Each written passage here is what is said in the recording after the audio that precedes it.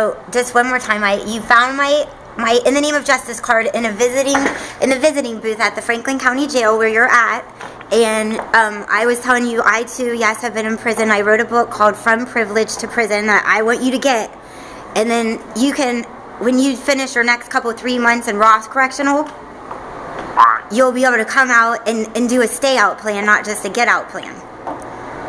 Because that's our problem. We can't wait to get out of that prison, and we can't wait to get out of that jail, and we can't wait to get out of rehab. But then we're not willing to take it slow and do the foundation building step work that's going to keep us home and keep us home with our children. And, you have to take patience. Like I always say to people when I go to the prisons, I'm like, you guys, your children want your presence, your physical presence, not your gifts, your presents. Like Christmas time right now is is time for people start to shoplift and stuff because they want to buy their kids presents. And then they get in trouble, and then they go back to prison, and then it's a vicious cycle. So we can't focus on money when we come home from prison, right? Right. I mean, we need a job, though. Yeah, we do. Yeah, we need a job. And it's really hard for us to get jobs when we have a felony record, isn't it? Yes, it is. That's another... Very hard. Yeah, very hard. I'm fighting for the legislators to make anti-discrimination laws against returning citizens that will protect the employer but also protect us, because recidivism is so high, and 70% of us that go back to prison and re-violate is because we didn't have a job. Right. Do they teach that to you in the men's prison? Do they teach you a stay-out plan at all? Say that again? In the prison, the men's prison system, did they get you a stay-out plan or prepare you for... No, they don't need... All they need to do is just, kick you out, stay out, that's it. They don't try to help you, none of that. They don't hook you up with no programs or none of that. So basically, you're just getting out on the street, and you got to find your own place to live, and find your own jobs, and go to it with higher felonies and stuff like that. Ooh. Wait till you read my book. What'd you say? So my parole officer don't help me. Your parole officer didn't help you? Yeah, they don't help me at all.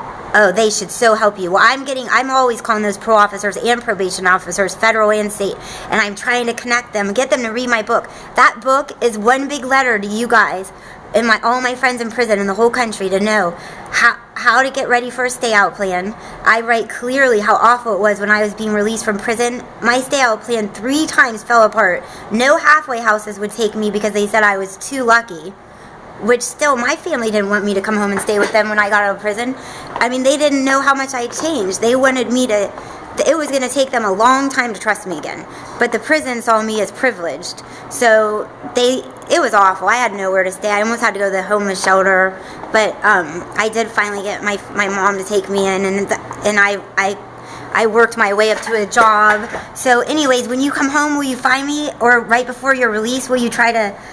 let me help you work out a stay-out plan? Yeah, I got your number. Yeah, you have it. And you're in the Franklin County Jail, but when do you think they'll transport you to prison for your 3 months? My out date here is the 30th. December 30th. I don't know exactly when. They ain't been down here to see me yet. Alright, and you've been sitting there since July? Yes. And you agree that there's...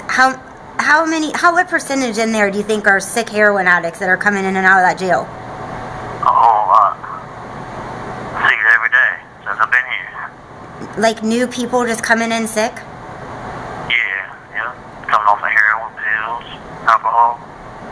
And then do they get out fast, or do they stay there and just withdraw? They be sick. They had to jump in the shower, They don't eat because they can't eat because they sick. The nurse don't do nothing about that. All they do for you if you're alcoholic, help that you detox. But if you tell me a heroin addict or stuff like that, they don't do nothing for you. Me personally, I never did drugs. You know what I mean? But I've seen it since I've been here. Thank God. Now, what do you think the solution for it is for all the heroin addicts in the jail? Do you think they should treat them with Vivitrol shot? Have you ever heard of Vivitrol? No, I ain't never heard of that. Vivitrol is a once-a-month shot that, the Suboxone they abuse and the methadone. So if you talk to any of those those people in there when they get better, tell them about Vivitrol and tell them to come and look for it out here. It's a shot. It's very, very effective. It used to be naltrexone. It treated alcoholism, gambling addiction, shoplifting, and now it treats the heroin epidemic, and it's having a very high success rate, and they cannot abuse it. And it's on the news, but it's Vivitrol. Everybody in that jail needs to know it, and the jails need to start dispensing it, because like if there was an epidemic of the bubonic plague or whatever, this whole country would start getting the shots to take care of it so it didn't spread. And 6 people in Ohio per day are dying of the heroin epidemic alone. That's reported. So I feel if this Vivitrol shot, it has to go with counseling. You have 1 minute remaining. It has to go with counseling, but tell the kids in there about Vivitrol, and tell them that I love you guys. Thursday night, you can see me doing Channel 6 on your side, just the Call for Action room. And I'm gonna. Can you tell your family to call me so I can get that book to you? Yes, I will. You will? Okay, I want you to pass it out. Pass it out at the prisons and just tell me what you think. You guys write a review for me. I want my people in the jail and the prison to write me reviews on that book. Okay. Okay? I'm glad you... Can you call sometime later? Yeah, you can give me a call. I'm very, very extremely crazy busy, but go ahead and, call me.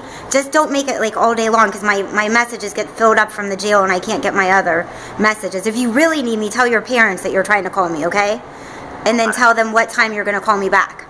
What time do you like for me to call you? I get home around 10 at night.